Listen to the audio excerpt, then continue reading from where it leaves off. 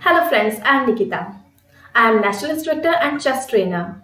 Welcome to our YouTube channel, Challengers Chess Club.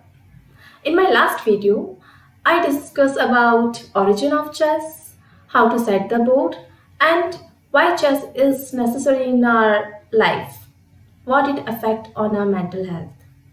So, in today's lecture, I will discuss about how to move the pieces. So let's start. Without wasting time, let's start. So first piece is rook. This is rook. As we know, it can move vertically, horizontally. The rook in an open space can control how many squares? 14 squares. And in corner also, it can control 14 square.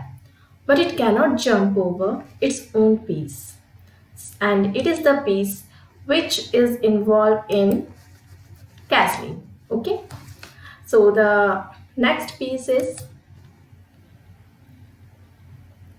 knight. As you can see, knight is the only piece which can jump. The pattern of movement is L shape. The knight in the center can cover 8 square. 1, 2, 3, 4, 5, 6, 7, 8. But in corner, it can control less squares. So it is more powerful in center. So let's learn how knight move. It can move. It can go here. Here. It can move 2 step vertically and 1 step, 2 step horizontally and 1 step vertically, and also 2 step vertically and 1 step horizontally. So it is the only piece which can jump. So our next piece is bishop.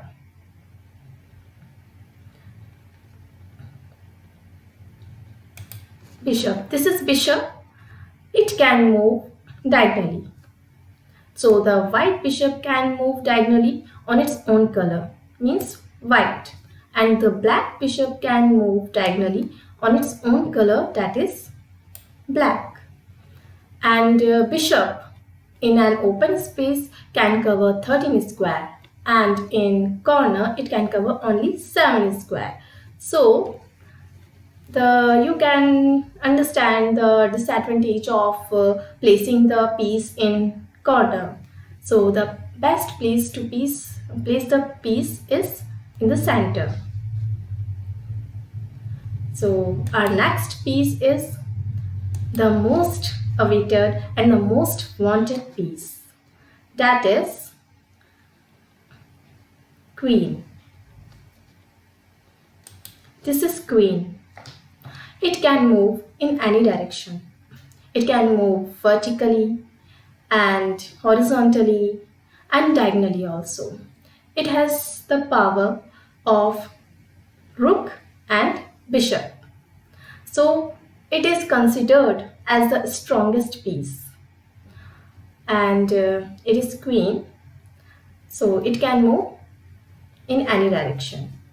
And in the center, it can cover, can you guess how many square it can cover? It can cover 27 squares. But in corner, it can cover only 21 square. So that's why it is considered as the strongest piece. And the next one is king. This is king. It can move only 1 square in any direction, but only 1 square.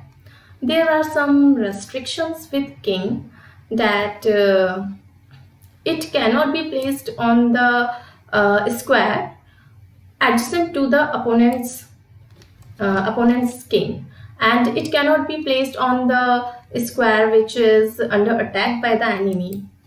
And so these are the restrictions of the king. And the next piece is actually it is called chessman. The pawn. These are pawns. The pawns are not called piece.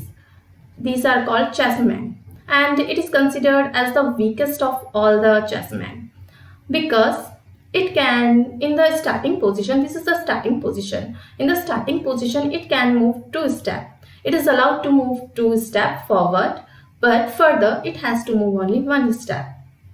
So why it is considered as the weakest piece, weakest chessman? Because it can move only forward. It cannot move backward.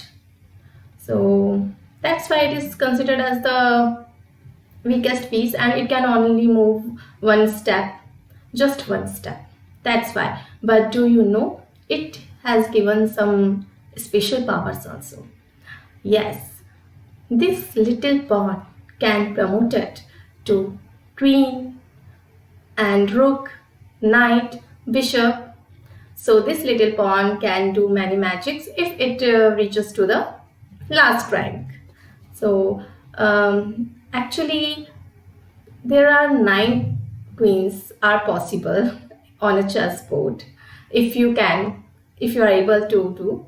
So you can make 9 queens, including including your original queen.